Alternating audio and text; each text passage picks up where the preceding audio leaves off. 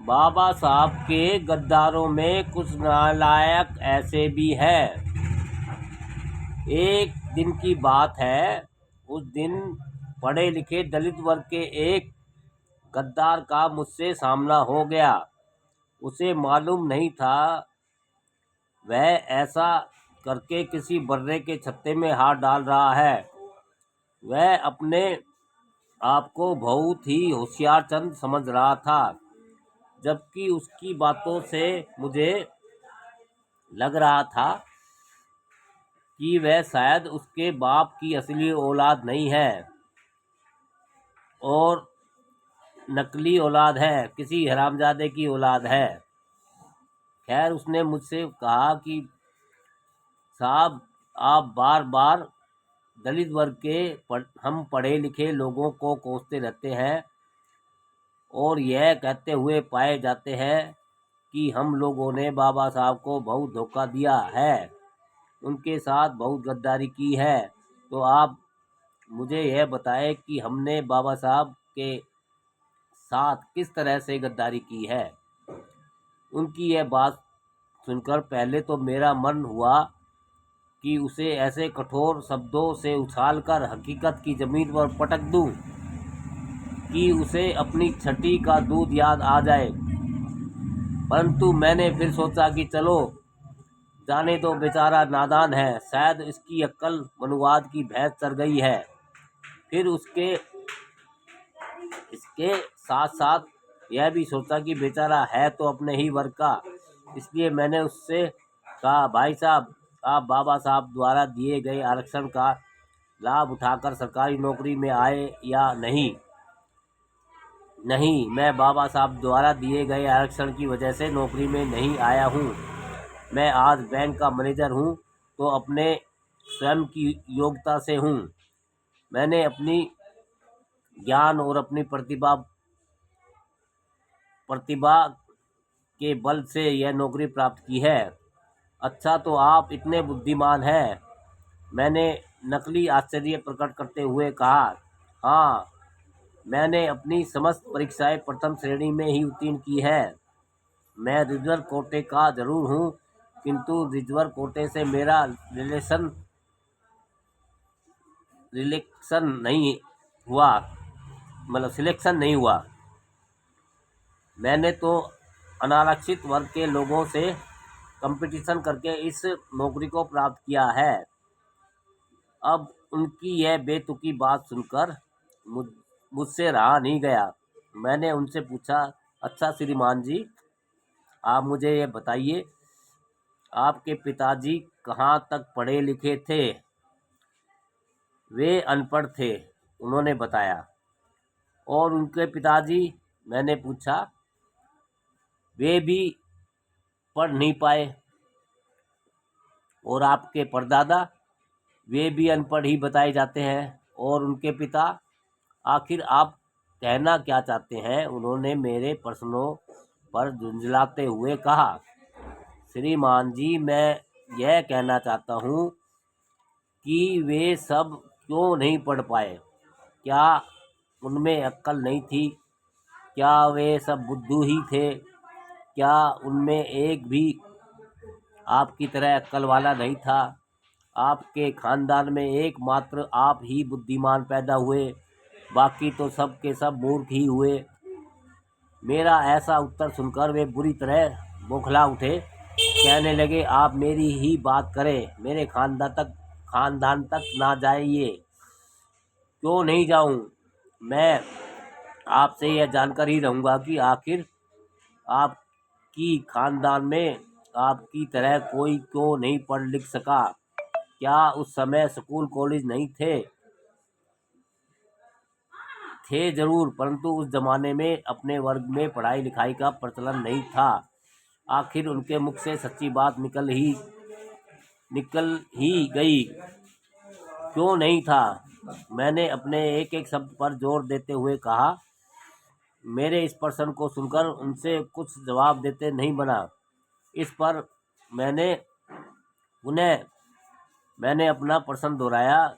बताइए ना, क्यों नहीं पढ़ सके? वह लोग बताया मैंने कि उनके ज़माने में एक ऐसी व्यवस्था ही नहीं थी कि वे पढ़ लिख सके। ऐसी व्यवस्था किसने निर्मित की? क्या यह भी आप जैसे पढ़े लिखे लोगों को बताने की आवश्यकता पड़ती है? श्रीमान जी, आप आज जिन लोगों के चमचे बनकर उनके आगे पीछे दुम हिलाकर घूमते फिरते हो, उन्हीं के पूर्वजों ने ऐसी व्यवस्था कर रखी थी कि न तो आपके पिता और दादा, परदादा और उन सबके परदादाओं में से कोई नहीं पढ़ सका। इस व्यवस्था को धराशायी किया विश्व वंदनीय, प्रातः स्मरणीय, परम पूजनीय बाबा साहब ने मिट्टी में मिला दिया। संविधान में आपको शिक्षा का और समानता का अधिकार दिलाकर आपको उनकी बराबरी में बैठा दिया। ऐसा एक नहीं कई बातों में उन महाशय जी को कहता गया, वे चुपचाप सुनते गए। जब उनकी पूरी तरह से बोलती बंद हो गई तो अंत में मैंने उनसे कहा, श्रीमान जी, आपसे बस एक ही बात कहनी है, और वह यह है कि आप अब भविष्य में न तो मेरे और न ही किसी अन्य के आगे यह बात कहना कि आप बाबा साहब के आरक्षण की वजह से नहीं, बल्कि अपने स्वयं के बुद्धि बल, योग्यता और प्रतिभा से पढ़ लिख सके हो और नौकरी में आए हो। कदाचित ऐसा है, कदाचित ऐसा हुआ भी है तो उसे आप अपवाद ही समझे। इसके बाद तो काफ़ी देर तक उनसे बाबा साहब के विषय में और भी कई बातें हुई। आखिरकार उन्हें यह स्वीकार करना पड़ा कि आज दलित वर्ग की जो कुछ भी उन्नति दिखाई दे रही है, वह सब बाबा साहब की वजह से है। अंत में जब वह मुझसे विदा हुए तो उन्हें लगा कि मेरी बातों ने उनकी समस्त प्रतिभा और योग्यता पर जबर पूरी तरह से उतार दिया था। इन्हीं जैसे एक और सज्जन साहब के प्रति गद्दारी करने वाले मुझसे टकरा गए। बिना किसी भूमिका के वे मुझसे कह बैठे कि आप अम्बेडकरवादी हैं न? हाँ, क्या आपको कोई संशय है? संशय तो नहीं है, परंतु आपसे एक बात पूछनी है। वह क्या है? वह यह है कि बाबा साहब ने पढ़े लिखे लोगों को जो गद्दार कहा है, वह उन्होंने गलत कहा है। उनका ऐसा कहना था कि मैं भवक पड़ा। क्या बकवास करते हो? अपने शब्द वापस लीजिए, वरना जुबान उखाड़कर फेंक दूंगा। मेरे बाबा के बारे में दोबारा ऐसी वैसी बात करी तो खैर नहीं। साहब, आप मेरी पूरी बात तो सुनिए। मेरे बदलते तेवर देखकर वे श्रीमान जी ढीले पड़ गए। मैं आपसे यह कहना चाह रहा हूँ कि मैं बाबा साहब के आरक्षण की वजह से पढ़ लिख सके हैं और नौकरियों में भी पहुँचते हैं, परंतु हमने यह कब कहा था कि हम पढ़ लिख कर समाज सेवा करेंगे? तो फिर क्या भाड़ झोंकने के लिए पढ़े लिखे हो? मेरे इस उत्तर से तो वे बंगले झांकने लगे। मैंने उन्हें चुप देखकर उनसे कहा, श्रीमान जी, आप पढ़े लिखे हैं?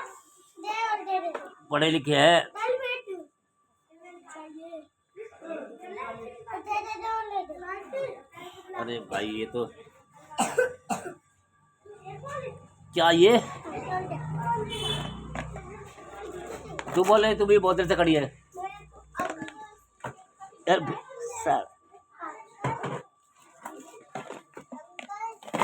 अरे चुप। हाँ बोल। 5 रुपए का, जल्दी बोल, जल्दी वो डब्बा उठा जल्दी।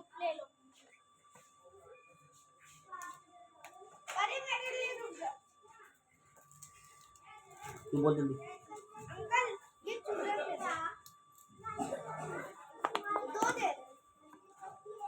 फिर और क्या लेगी?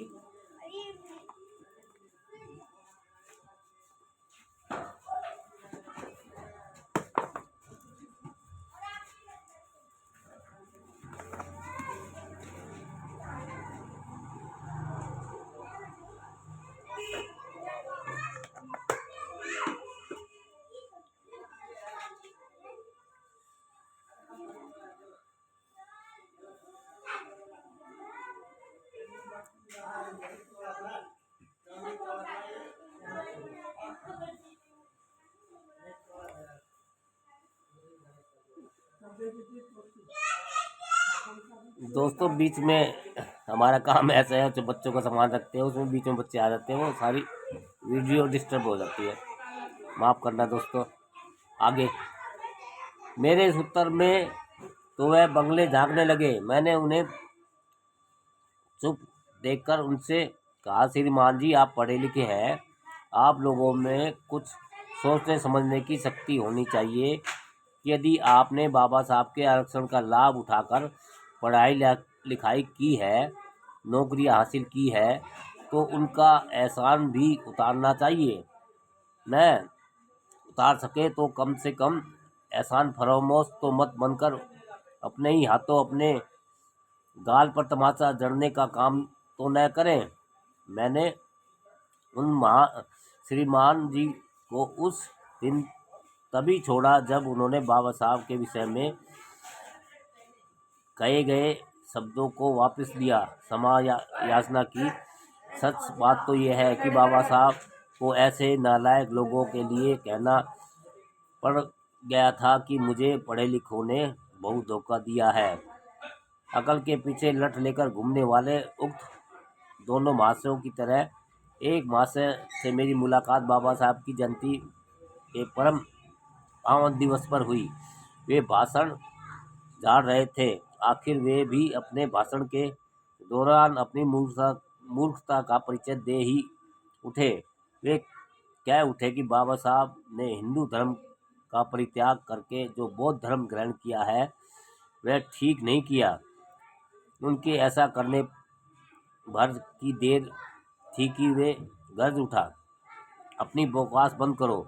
बाबा साहब के विषय में अनगरल प्रलाप करके अपनी मूर्खता का परिचय मत दीजिए।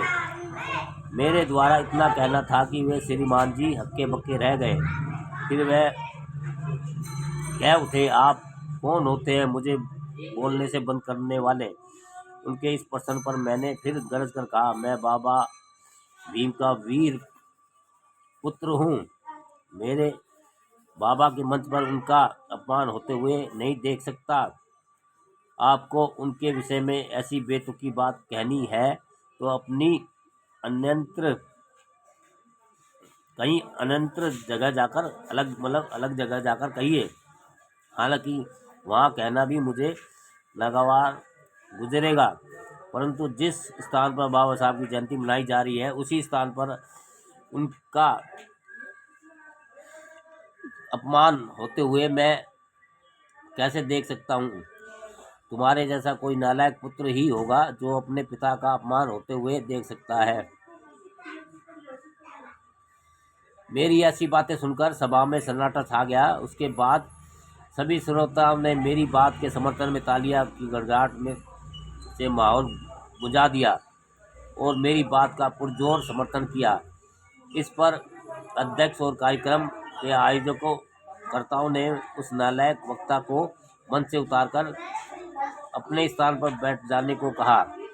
अब उन श्रीमान जी के पास सबकी बात मानने के अतिरिक्त कोई चारा नहीं था, अतः वह चुपचाप अपना सा मुंह लेकर अपने स्थान पर जाकर बैठ गए। परंतु जब सभा समाप्त हुई तो वह मेरे और मेरे साथियों के पास आकर कहने लगे, आपने मेरा बहुत अपमान किया है। आपके पास सम्मान ही कहाँ जो कोई आपका अपमान करे। मैंने व्यंग बाण छोड़ते हुए कहा, मैं सम्मान का पात्र हूँ या नहीं यह तो मैं ही जानूं, परंतु आप मुझे यह बताइए कि बाबा साहब ने हिंदू धर्म का परित्याग करके क्या कोई गलती नहीं की? उनके इस प्रश्न पर मैंने कहा, आपके प्रश्न का उत्तर दूं इसके पहले आप मुझे यह बताइए कि आप नीच कहलाना पसंद करेंगे?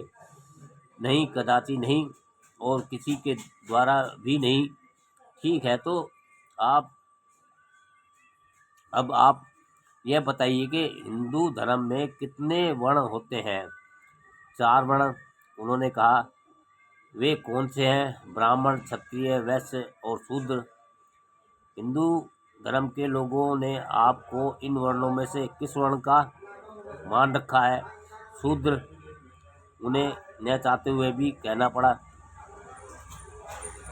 आप काफ़ी पढ़े लिखे लगते हैं, इसलिए शूद्र का अर्थ तो अच्छी तरह से जानते ही होंगे।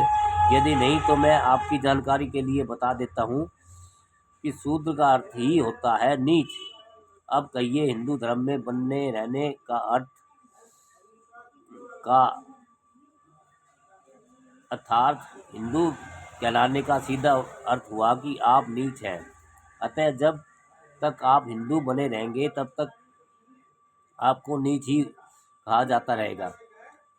अब यदि कोई आपको नीच कहे तो इसमें वह क्या गलत करता है।